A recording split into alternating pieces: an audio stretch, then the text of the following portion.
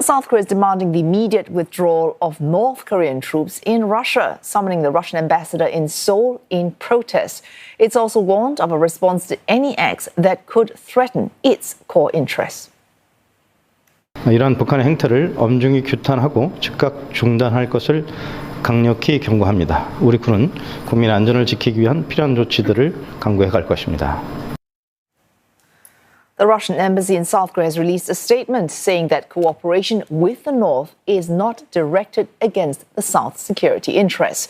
On the question of whether Russia is using North Korean soldiers in its fight in Ukraine, the Kremlin referred that matter to its defense ministry. But it stressed that it does remain Russia's sovereign right to develop relations in all areas with North Korea, and that it will continue to do so.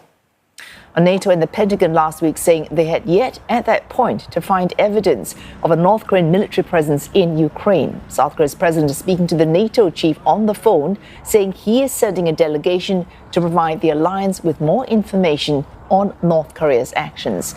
Seoul's spy agency reported on Friday that some 1,500 North Korean troops are already in Russia, and Pyongyang is planning to send about 12,000 more.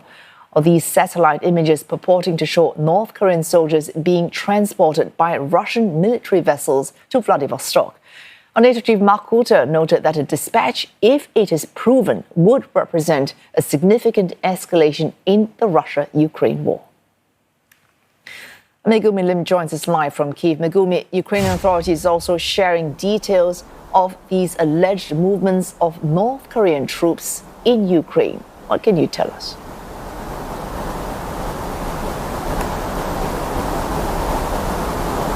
That's right. The Ukraine's Center for Strategic Communications and Information Security just recently released a video reportedly showing North Korean soldiers taking part in military preparations at a Russian military base.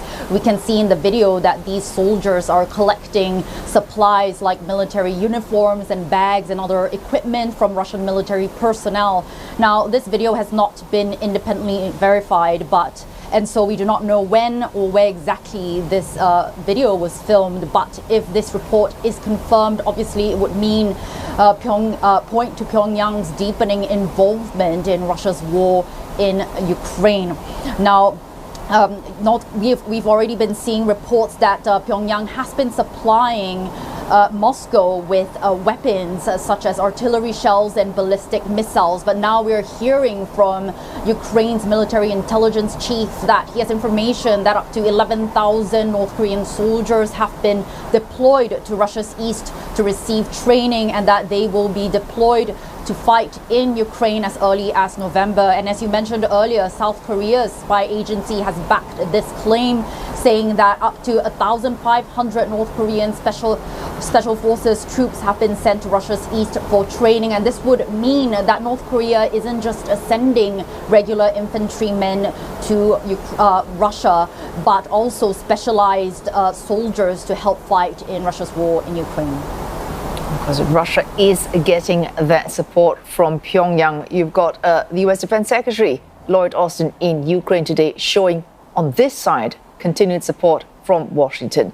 But given what we know Ukrainian leader Volodymyr Zelenskyy would like, we saw his victory plan in the last week, could we see anything in terms of concrete outcomes like what he has suggested in his victory plan coming out of this visit by Secretary Austin?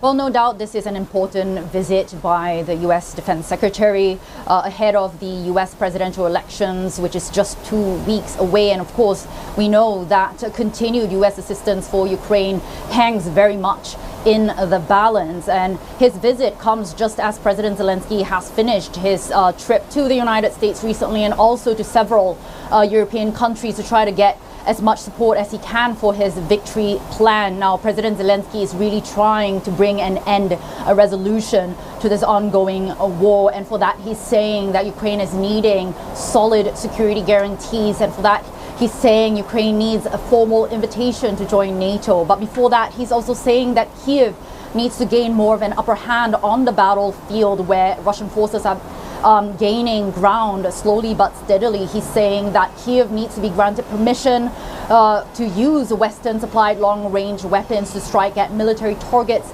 inside Russia to get more leverage in case of future negotiations. But we have not so far seen any of Ukraine's Western allies, including the United States, budge on any of these requests, and we are unlikely to see Austin today make any major announcements in terms of these specific requests that Zelenskyy has made.